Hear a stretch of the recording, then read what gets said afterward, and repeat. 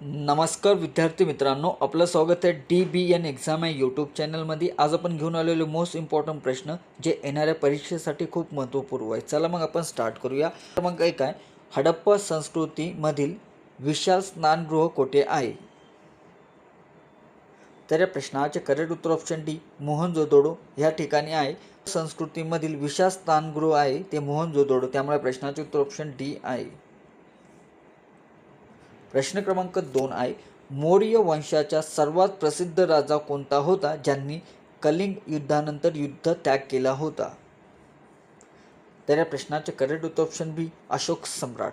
मौर्य वंशाचा सर्वात प्रसिद्ध राजा हा ज्यांनी कलिंग युद्धानंतर युद्ध त्याग केला होता तो होता सम्राट अशोक, त्यामुळे प्रश्नाचे उत्तर ऑप्शन बी आहे.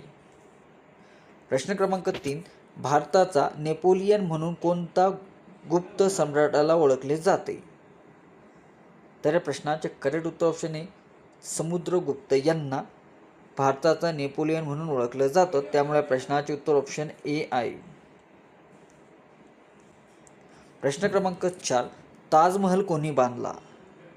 तर या प्रश्नाचे करेक्ट उत्तर ऑप्शन सी, शहाजहान. ताजमहल हा शहाजहान यांनी बांधला, त्यामुळे प्रश्नाचे उत्तर ऑप्शन सी आहे. प्रश्न क्रमांक 5 आहे, 1857चा उठाव कुठे सुरू झाला? 1857चा उठाव कुठे सुरू झाला? तर या प्रश्नाचे करेक्ट उत्तर ऑप्शन बी, मेरठ. 1857चा उठाव हा मेरठ येथे झाला, त्यामुळे प्रश्नाचे उत्तर ऑप्शन बी आहे. प्रश्न क्रमांक 6, करो या मरो ही घोषणा महात्मा गांधींनी कोणत्या आंदोलन दरम्यान दिलेली होती? करो या मरो ही घोषणा महात्मा गांधींनी कोणत्या आंदोलन दरम्यान दिलेली होती? तर या प्रश्नाचे करेक्ट उत्तर मित्रांनो ऑप्शन सी, भारत छोडो आंदोलन 1942चा. करो या मरो ही घोषणा महात्मा गांधी यांनी दिली होती, भारत छोडो आंदोलन. प्रश्न क्रमांक 7 आहे, भारतीय राष्ट्रीय काँग्रेसची स्थापना कधी झाली? भारतीय राष्ट्रीय काँग्रेसची स्थापना कधी झाली?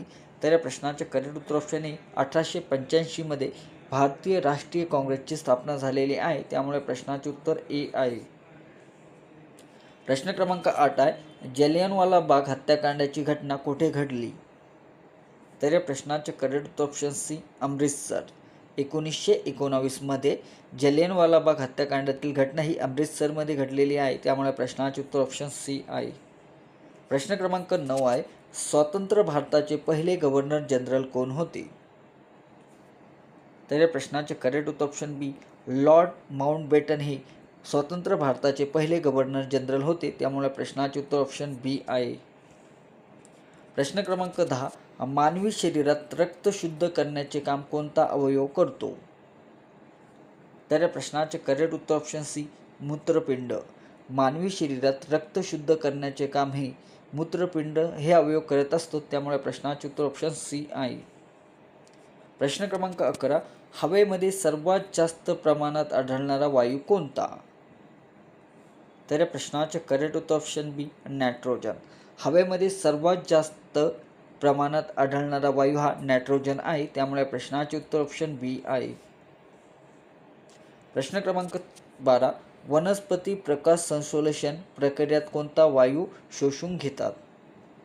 तर या प्रश्नाचे करेक्ट उत्तर ऑप्शन बी, कार्बन डायऑक्साईड. वनस्पती प्रकाश संश्लेषणात कार्बन डायऑक्साईड हा प्रक्रियेत वायू शोषण करून घेतात, त्यामुळे प्रश्नाचे उत्तर ऑप्शन बी आहे. प्रश्न क्रमांक 13, विद्युत प्रवाहाचे एकक काय आहे? तर या प्रश्नाचे उत्तर ऑप्शन सी, अँपियर. विद्युत प्रवाहाचे एकक हे अँपियर आहे, त्यामुळे प्रश्नाचे उत्तर ऑप्शन सी आहे. प्रश्न क्रमांक 14, खालीलपैकी कोणता ग्रह लाल ग्रह म्हणून ओळखला जातो? तर या प्रश्नाचे उत्तर ऑप्शन डी, मंगळ. खालीलपैकी मंगळ ग्रह हा लाल ग्रह म्हणून ओळखला जातो, त्यामुळे प्रश्नाचे उत्तर ऑप्शन डी आहे. प्रश्न क्रमांक 15, हिरा कशाने बनलेला असतो? तर प्रश्नाचे उत्तर ऑप्शन बी, कार्बन. हिरा हा कार्बनने बनलेला असतो, त्यामुळे प्रश्नाचे उत्तर ऑप्शन बी आहे. प्रश्न क्रमांक 16, मानवी शरीरातील सर्वात मोठे हाड कोणते आहे? तर या प्रश्नाचे करेक्ट उत्तर ऑप्शन बी, फिमर. मांडीचे हाड. मानवी शरीरात सर्वात मोठे हाडे फिमर म्हणजे मांडीचे हाड आहे, त्यामुळे प्रश्नाचे उत्तर ऑप्शन बी आहे. प्रश्न क्रमांक 17, हसणारा वायू म्हणून कोणता वायू ओळखला जातो? तर या प्रश्नाचे करेक्ट उत्तर option A nitric oxide. Nitric oxide म्हणून हसणारा वायू म्हणून ओळखला जातो, त्यामुळे प्रश्नाचे उत्तर ऑप्शन ए आहे. प्रश्न क्रमांक 18, सूर्यप्रकाश पृथ्वीवर पोहोचण्यासाठी साधारणपणे किती वेळ लागतो? तर या प्रश्नाचे उत्तर ऑप्शन सी 8 मिनिटं 20 सेकंद हा वेळ लागत असतो सूर्यप्रकाश पृथ्वीवर पोहोचण्यासाठी, त्यामुळे प्रश्नाचे उत्तर ऑप्शन सी आहे.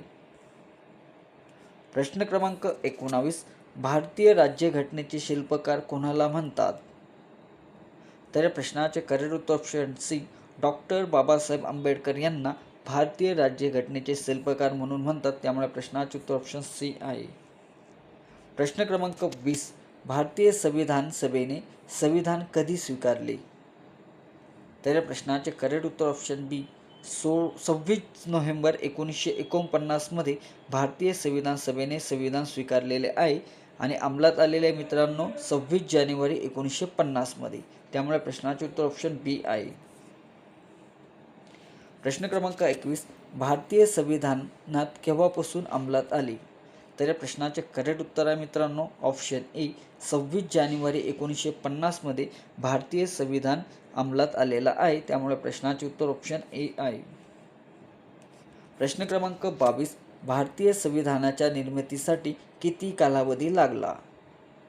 तर या प्रश्नाचे करेक्ट उत्तर ऑप्शन बी 2 वर्ष 11 महिने 18 दिवस. भारतीय संविधान निर्मितीसाठी 2 वर्ष 11 महिने 18 दिवस लागलेला आहे, त्यामुळे प्रश्नाचे उत्तर ऑप्शन बी आहे. प्रश्न क्रमांक 23, मूलभूत हक्क संविधानाच्या कोणत्या भागात आहे? तर या प्रश्नाचे करेक्ट उत्तर ऑप्शन सी भाग 3 मध्ये कलम 12 ते 35 मध्ये मूलभूत हक्क दिलेले आहे आणि भाग 3 मध्ये आहे, त्यामुळे प्रश्नाचे उत्तर ऑप्शन सी आहे. प्रश्न क्रमांक 24, राज्यघटनेतील किती कलमे मूळ संविधानात होती? तर या प्रश्नाचे करेक्ट उत्तर ऑप्शन ए 395. राज्यघटनेतील कलमे 395 होती, आता सध्या 448 पेक्षा जास्त आहे, त्यामुळे प्रश्नाचे उत्तर ए आहे. प्रश्न क्रमांक 25, संपत्तीचा अधिकार हा मूलभूत अधिकार कोणत्या घटना दुरुस्तीने कमी करण्यात आलेला आहे? तर या प्रश्नाचे उत्तर ऑप्शन बी 44वी घटना दुरुस्ती. संपत्तीचा अधिकार हा मूलभूत अधिकार 44वी घटना दुरुस्तीमध्ये कमी करण्यात आलेला आहे, त्यामुळे प्रश्नाचे उत्तर ऑप्शन बी आहे. प्रश्न क्रमांक 26, भारतीय राष्ट्रपतीचा कार्यकाळ किती वर्षाचा असतो? भारतीय राष्ट्रपतीचा कार्यकाळ किती वर्षाचा असतो? तर या प्रश्नाचे करेक्ट उत्तर ऑप्शन सी 5 वर्ष. भारतीय राष्ट्रपतीचा कार्यकाळ हा 5 वर्षासाठी असतो, त्यामुळे प्रश्नाचे उत्तर ऑप्शन सी आहे. प्रश्न क्रमांक 27, कलम 51A खालीलपैकी कशाशी संबंधित आहे? तर या प्रश्नाचे करेक्ट उत्तर ऑप्शन बी मूलभूत कर्तव्य. कलम 51A हा मूलभूत कर्तव्य आहे, त्यामुळे प्रश्नाचे उत्तर ऑप्शन बी आहे. प्रश्न क्रमांक 28, सर्वोच्च न्यायालयाचे न्यायाधीशांची नियुक्ती कोण करते? तर या प्रश्नाचे करेक्ट उत्तर ऑप्शन आहे सी राष्ट्रपतीद्वारे सर्वोच्च न्यायालयाचे न्यायाधीशाची नियुक्ती करत असतात, त्यामुळे प्रश्नाचे उत्तर ऑप्शन सी आहे. प्रश्न क्रमांक 29 आहे, एप्रिल 2026 मध्ये खालीलपैकी कोणत्या देशाला पहिली महिला लष्कर प्रमुख म्हणून मिळालेली आहे? तर या प्रश्नाचे उत्तर ऑप्शन बी ऑस्ट्रेलिया, त्यामुळे प्रश्नाचे उत्तर ऑप्शन बी आहे.